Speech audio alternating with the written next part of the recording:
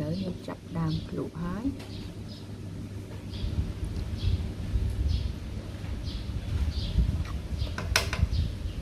សួស្តីបងប្អូនថ្ងៃនេះនឹកឃើញចង់ឆាពោតណាបងប្អូនឆាពោតនេះខ្ញុំរបៀបឆាធ្វើជាម្ហូបដើម្បីញ៉ាំជាមួយបាយចានេះគ្រឿងផ្សំខ្ញុំមាននេះពោតណាពោតយើងយកកបិតមកពីចិត្តចឹងណាបងប្អូននេះពោតណាយើងយកពោតរឿងខ្ចីតិចមក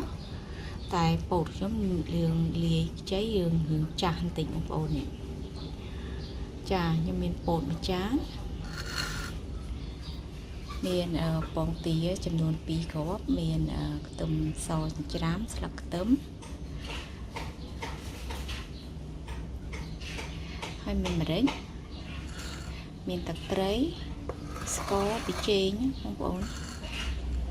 តើឥឡូវយើងចាប់ដើមមកឆាពោតហើយ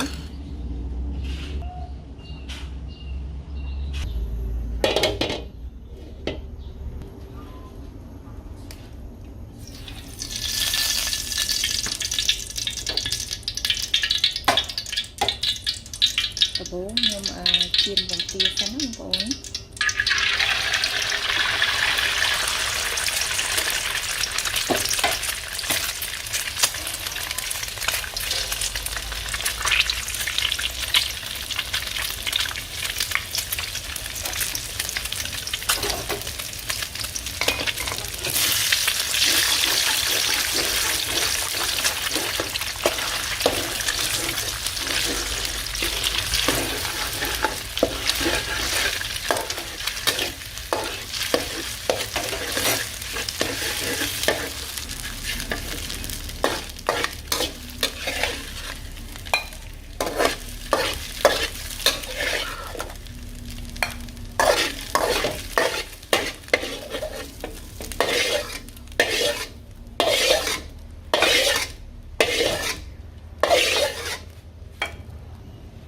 ផ្ទះយើងដដែលមកយើងចាប់ដើមពពងខ្ទឹម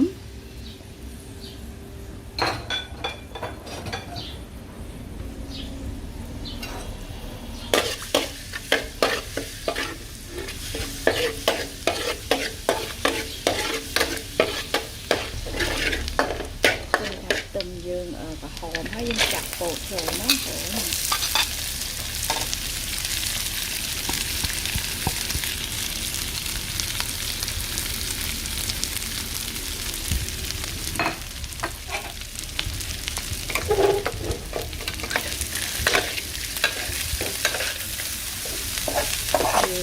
បើកភ្លើងតាមខ្លាំងពេកណា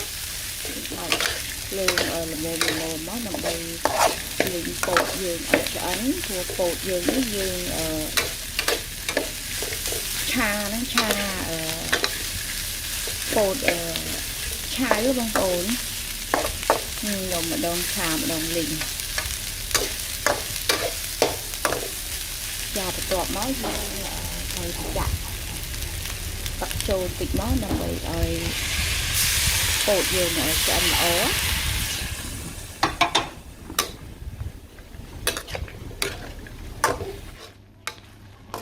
នេះបងប្អូនយើងដាក់ទឹកឆាឲ្យពោតយើងឆ្អិនអញ្ចឹងបន្ទាប់មកខ្ញុំចាប់ដើមដាក់គ្រឿងហើយ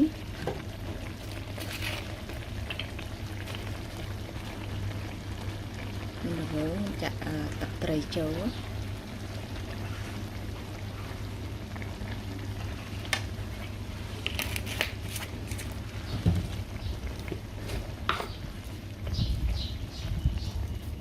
ចេង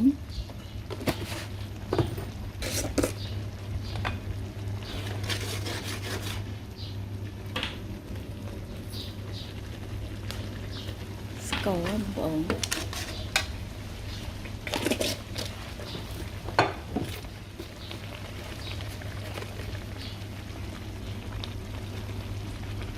ដាក់វាខ្យងចូលតិចមក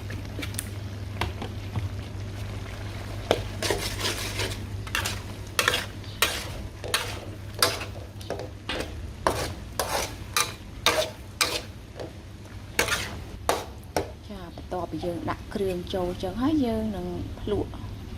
មក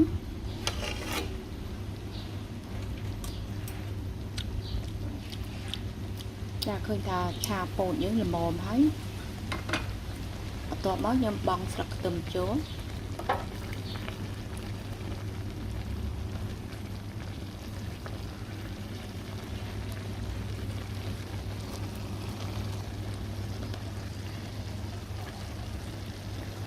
ចាប់ផ្ដើមដាក់ម្រេចបងប្អូនឡើងតំណងឆ្ងាញ់ណាស់បងប្អូនឆាពោតហ្នឹង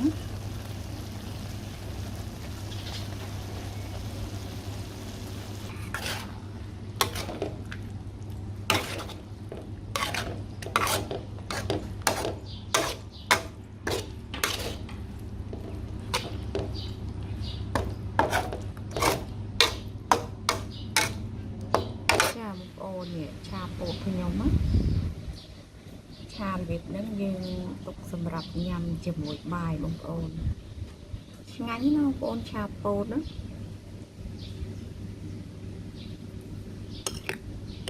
ឡូវខ្ញុំចាប់ដើមភ្លក់ហើយ